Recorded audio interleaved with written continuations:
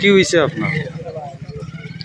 এখানে ব্যবসা সবে দেখরা মানুষ আছে, আমি হঠাৎ করে রাস্তাও করবাইছি মানে 3টা 3:30টার সময় যে এটা চলাতে আমার একটা দোকান আসলো, সাইকেলের দোকান। আমার কাছে খারাপ ফোন দিছে যে তোমার দোকানটা আগুনে জ্বলে। আমার বাড়ি একটু দূরই, আমি আইতে যাচ্ছি যে আইয়া ফায়ার ব্রিগেড কেন ফায়ার ব্রিগেডে নিমাইছে, তবে নিমাইয়া কোনো ফায়দা হয়েছে না। আমার মানে কিচ্ছু বার করতে পারছি না, সম্পূর্ণ জিনিস জ্বলি গেছে। ক্ষয়ক্ষতি কমান হইব? প্রায় 2.5 থেকে 3 লাখ টাকার ক্ষয়ক্ষতি হইব। কতদিন ধরে এখানে দোকান দেন?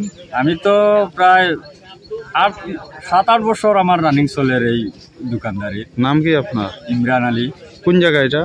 এটা হইলো হীরাছড়া, আমার বাড়ি হইলো পূর্ব ইরানি 5 নম্বর ওয়ার্ড। পুলিশ আইছিল নি? পুলিশ আইছিল।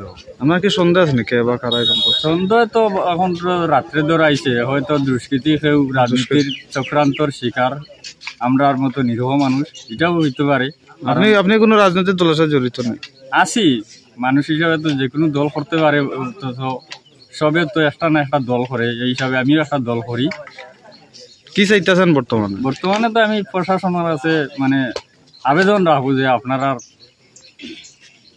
কাছে যা আগেও আইসেন, আরো সাংবাদিক আইসেন, সাংবাদিকের কাছে চাইবো যে সঠিক তথ্য নিয়ে আমার মতো নিরীহ মানুষের জিনিসটা যাতে পাই, এটার একটা ব্যবস্থা করিয়া দিকা।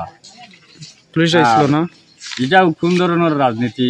আমরা আমাদের মতো নিরীহ মানুষের ঘর বাড়ি দোকানপাট, আমরা এটার উপরে বউ বাচ্চা ফালি, এই দোকানের উপরে নির্ভয় আমরা, কিন্তু সেই দোকানটা আমরা জ্বালাইয়া কি বার্তা দিতে চাইছেন তারা আমরা জানি না। কয়টা দোকান চলছে? দোকান প্রায় 60টা জ্বলি গেছে। 60টার মাঝে 3টা দোকান, 4টা দোকান, 5টা দোকান, টোটাল 4টা দোকান একবারে জিরো জ্বলিয়া সব কিছু ইয়ে গেছে। একটা দোকান কিছু মানুষে বাঁচাইতেও পারছে, মানুষ আইয়া প্রায় জ্বলছে। ফায়ার ব্রিগেড হওয়ার কারণে, পানি মারার কারণে কিছু বাচ্চা নেই, এটাও বাঁচলো না। বাকিগুলা কিসের দোকান আসলো? বাকিগুলা বসি মাল স্টেশনারি, এইগুলা দোকান আসলো। অনেক টাকার ক্ষয়ক্ষতি হয়েছে।